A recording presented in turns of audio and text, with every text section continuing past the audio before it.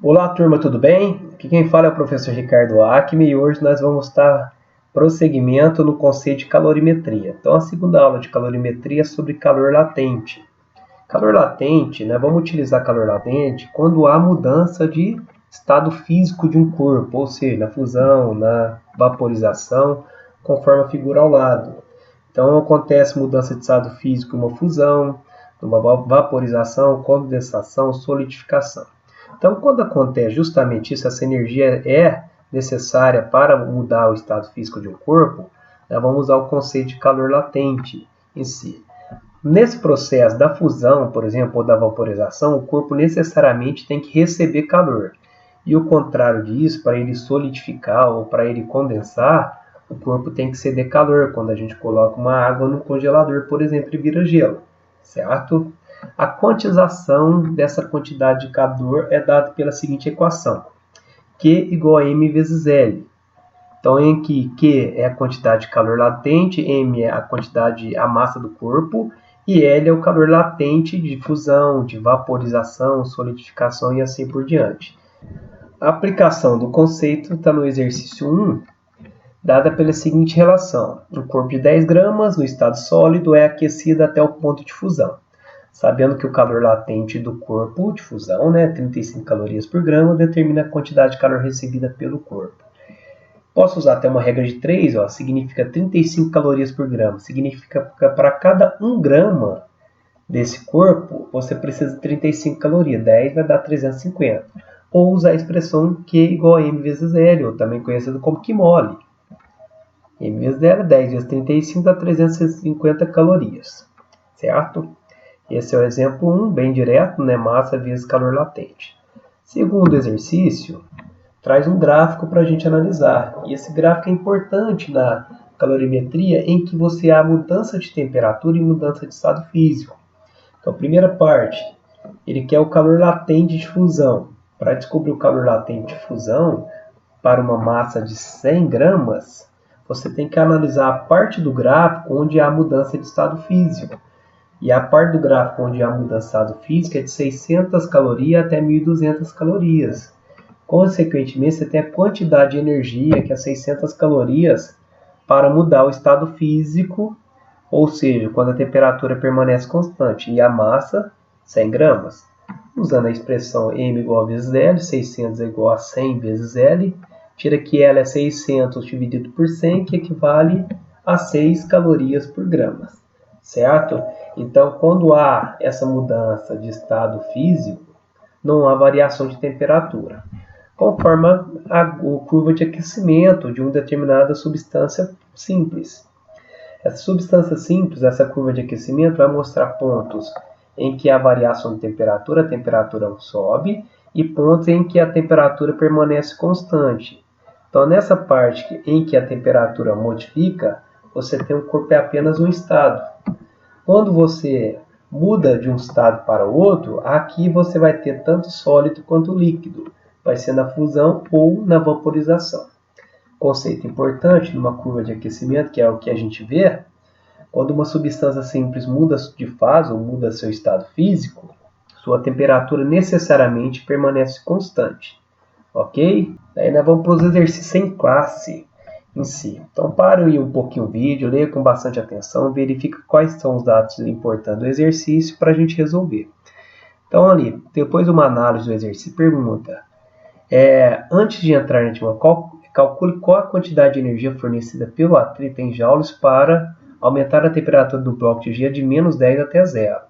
Que bloco é esse? É um asteroide, um meteorito que entrou na atmosfera terrestre por atrito e ele vai ser transformado naturalmente, vai derreter.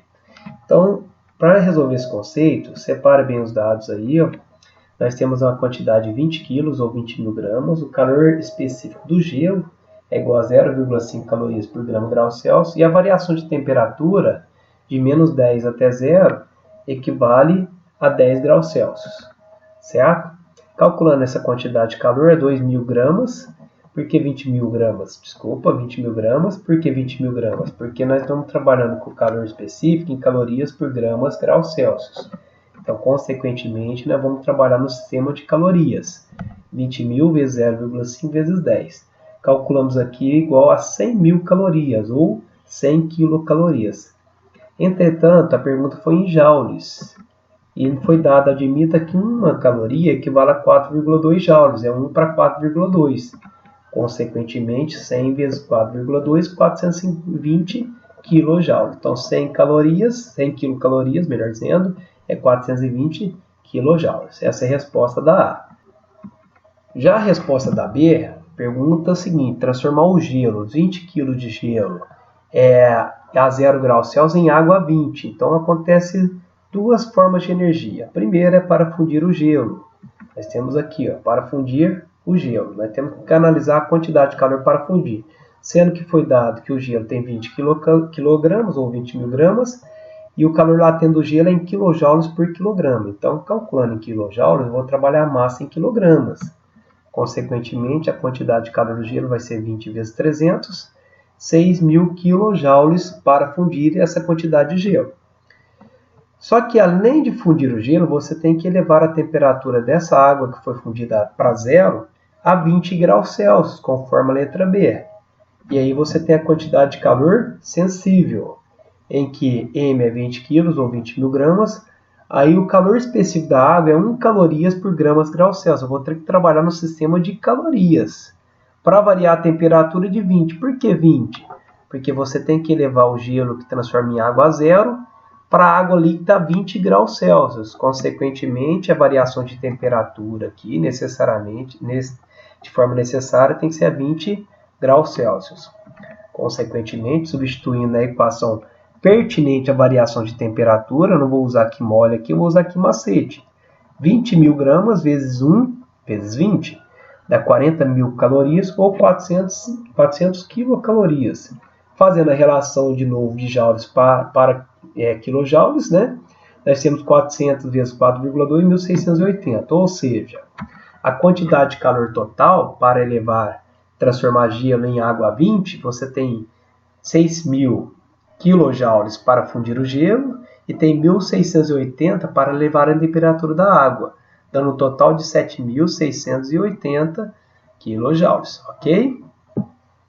Já a questão 2 nos traz uma seguinte situação: você vai usar um líquido para derreter um gelo sem que haja contato direto. Vamos ler aqui o enunciado, é rapidinho para a gente entender melhor. O recipiente isolado contém uma massa de gelo de 5 kg a temperatura de 0.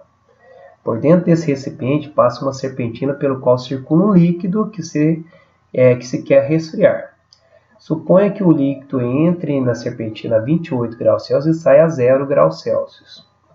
O calor específico do líquido é dado que é 1 calorias por grama graus Celsius, e o calor latente de fusão do gelo é 80 calorias por gramas. Agora o calor latente foi dado no sistema de calorias, e o calor específico da água é igual a 1 calorias por grama graus Celsius. Pergunta: qual a quantidade total de líquido em quilograma que deve passar pela serpentina de modo a derreter todo o gelo? Então nós temos aqui a primeira análise do gelo. Nós temos 5 kg de gelo com calor latente de 80 calorias por grama. Você tem uma quantidade para fundir, certo? O líquido aqui, ele muda a sua temperatura de 28 para 8. Então, há uma perda de energia aí desse líquido por causa do gelo. Consequentemente, nós temos que saber a quantidade de calor do líquido, sendo que a massa do líquido é desconhecida, é o que ele está pedindo na letra A. E o calor específico do líquido é 1 calorias por grama graus Celsius. Por que não usar calor latente aqui? Porque o líquido não muda o estado físico, muda apenas sua temperatura. E a sua temperatura muda de 28 para 8 graus Celsius, dando um total de 20 graus Celsius. De forma modular, né, a quantidade de calor para fundir o gelo é a quantidade de calor para diminuir a temperatura do líquido. Consequentemente, substituindo as expressões que mole e que macete para ambos os lados, né? M vezes L de fusão, que é 5 vezes 80, é igual a ml, que é a massa do líquido usado para derreter o gelo, vezes 1, que é o calor específico do gelo, vezes 20, que é a variação de temperatura. Observe que aqui eu não mudei a massa do gelo, eu deixei 5 kg. Por quê? Ele quer a quantidade de calor do líquido em quilogramas. Então, eu vou calcular a massa aqui já em quilogramas, fazendo justamente isso, dando um total de 20 gramas desse líquido. Certinho? Então aqui eu só usei o líquido e o gelo. Já a pergunta da questão B está perguntando quanto de calor em quilocalorias a água formada pelo gelo derretido ainda pode retirar do líquido que passa pela serpentina até a temperatura de saída ser igual à temperatura de entrada de 28. Então o que eu tenho que compreender aqui?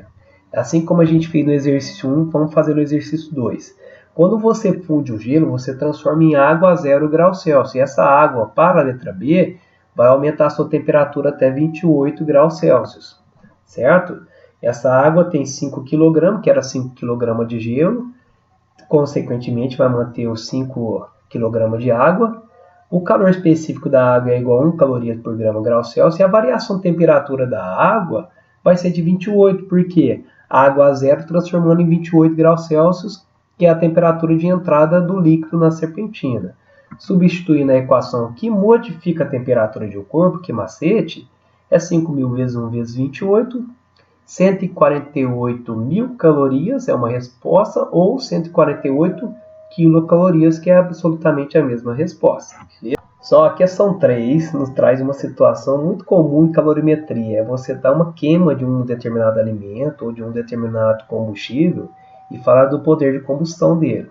Aqui está falando o seguinte, da gasolina, o poder de combustão da gasolina é 9.600 quilocalorias por gramas.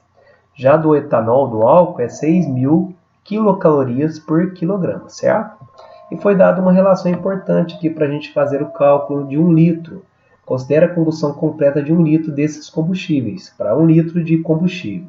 Você tem aqui a densidade do álcool de 0,8 gramas por centímetro cúbico e 0,75 gramas por centímetro cúbico, a densidade menor que da água. Lembrando que da água é 1 grama por centímetro cúbico. Então, para a gasolina, você tem 1 litro de gasolina igual a 0,75 kg de gasolina. Já 1 litro de álcool, vai dar 0,8 kg de álcool, certo? Então você tem essas quantidades de quilograma para analisar no poder calorífico. Voltando aqui à primeira linha, na segunda linha aqui, nós temos aqui o poder de calorífico da gasolina é 9.600, o poder calorífico do álcool é 6.000 quilocalorias por quilograma. Consequentemente, para ter uma combustão de 1 litro de combustível de gasolina, você tem a combustão de 0,75 kg de gasolina. Então, no total de 0,75 vezes 9.600 quilocalorias, está aqui em cima, dá um total de 7.200 quilocalorias, certo? Separando o dado. E o álcool vai ficar 0,8 vezes 6.000. Por que 0,8? Porque a densidade do álcool é 0,8 e o poder calorífico dele é 6.000 quilocalorias por gramas. Consequentemente, vai dar o quê? 4.800 quilocalorias. Usando essas quantidades de calor para a gasolina, 7.200 quilocalorias, que é 1 litro de gasolina, e 4.800 quilocalorias para o álcool, temos a seguinte relação. Quantidade de calor da gasolina é 7.200, o calor latente de fusão do gelo é 80 calorias por gramas.